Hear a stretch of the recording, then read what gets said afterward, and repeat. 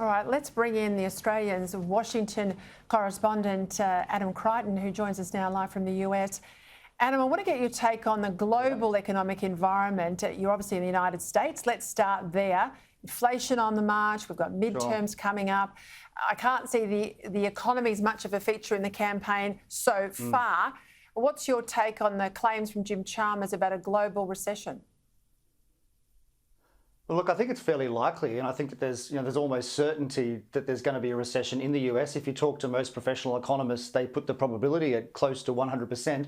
I mean, the fact is you've had an extraordinary increase in the cash rate here in the US, the federal funds rate, which is yet to feed in to home building and to auto sales and so forth. But it's almost certain to happen. It's just a matter of when. Probably next year, the US economy will fall into recession. Of course, the president here, the Democrats have been trying to play down that likelihood. But if you look throughout history, when you have a doubling in the typical home loan rate, for instance, within 12 months, you're certainly going to have a very large effect on the economy.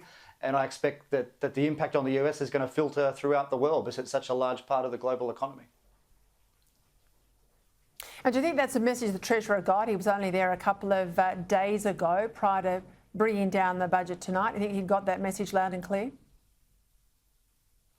Yeah, certainly. I think when the Treasurer was here, he certainly got that message. I mean, it was a fairly scary series of meetings, I think, for Jim Chalmers when he was in Washington a few weeks ago, when he met the chairman of the Federal Reserve and realised just how high interest rates are still set to rise.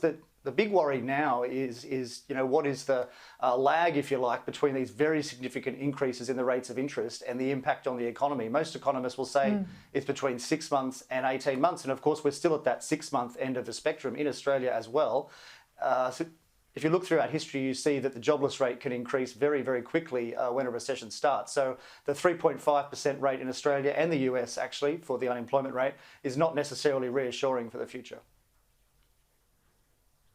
And not here in Australia either, because I'm expecting to see something like a 200,000 increase in immigration, which has obviously been stagnant for the last 2 years of COVID. Let's go to Europe.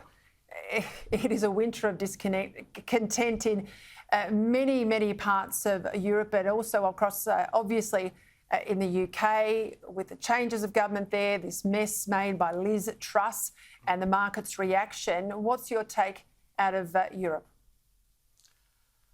Well, certainly Europe is going to be the worst, I would say. I mean, the energy costs, of course, have just absolutely gone through the roof. Far worse than anything that we've experienced in Australia or the US. The impact of that is still yet to be fully seen because it depends on the severity of the winter, the northern winter, which hasn't started yet, of course. But I expect that it's going to be fairly diabolical. I mean, so bad that some people will probably die from cold, and that there'll be civil unrest in parts of Europe as well. Of course, that's going to have a massive impact on the economy there, and also global sentiment too.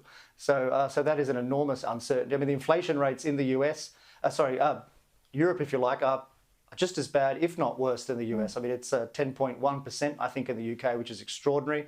And I think governments more generally are learning, especially in the UK, but also Australia and the US, that money isn't cheap anymore. So these budget deficits that we've been having year after year after year, they just can't happen anymore. The interest rates have gone up, the cost of borrowing has gone up, and there's going to have to be some very tough decisions, I think, made in budgets, just in Australia too, whether it's the NDIS or tax cuts or whatever it is. I think people are going to realise that the 12 or 13 years, if you like, of very, very low interest rates that we've had are certainly coming to an end, and that's going to have big consequences for fiscal policy. We often talk about China through the prism of the politics and the national security aspects, but of course critical for us is the China economic weight, particularly in Australia and our region. What's your take on China and how will it affect the budget?